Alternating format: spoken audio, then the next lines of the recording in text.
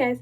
So a lot of things happened with my school and with everything. I think the last video I actually made before my baby name reveal was other prenatal appointments, because I had talked about my first ultrasound appointment and then what happened after that one, and then other regular prenatal appointments. So the next one would be the 18-week is what I would need to talk about. The first anatomy scan. At 18 weeks, they check your baby and make sure that everything is growing the way it should be.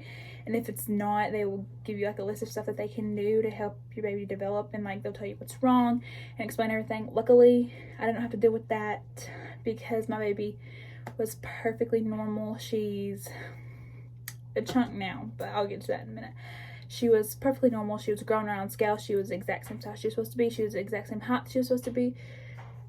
Everything was good, and I'm thankful for that, because I know many babies are not where they're supposed to be at. But that is what they test your blood for, is to see if you have like any signs of like preterm labor or anything. And of course, those don't necessarily mean that you don't, but if you come back negative, you're less likely to have a high-risk pregnancy. 18-week scan is just that. You get a couple ultrasound pictures. They don't really do 30 or 40, which is the really good pictures, because they say that your baby's skin's still transparent enough to where you can't really see much. But then they tried, and my baby just did not want to cooperate. So she was like, her face was facing my spine at the time. It's not anymore, but it was just for that day, just because she was angry.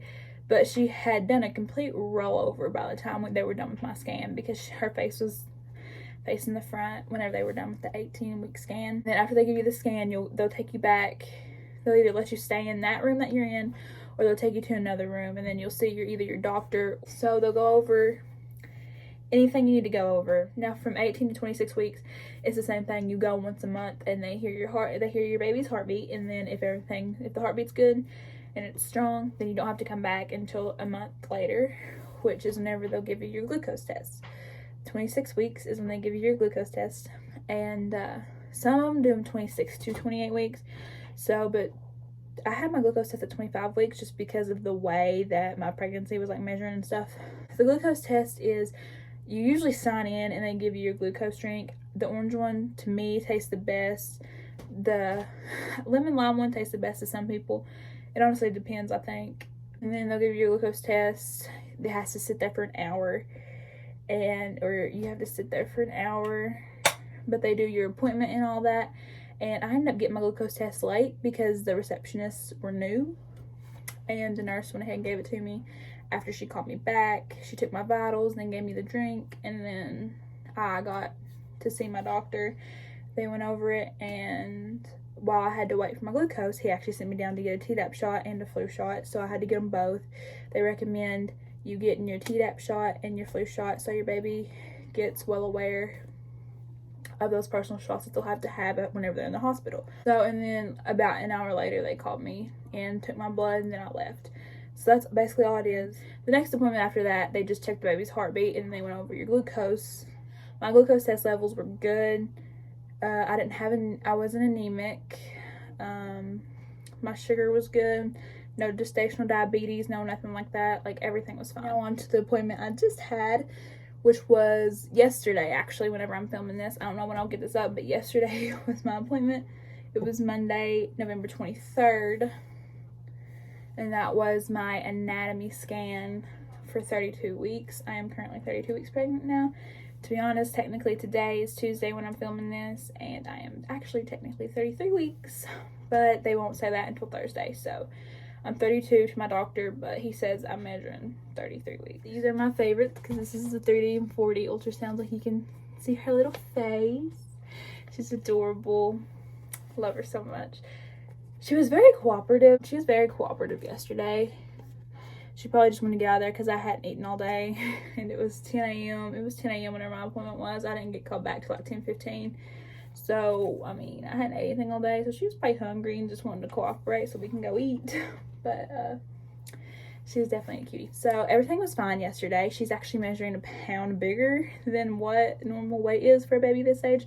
So she's a really chubby baby, and that's okay, because little chubby cheeks are adorable. We love chubby babies. My doctor seems to think that I might actually go by myself around 37 weeks instead of having to be induced or on my due date.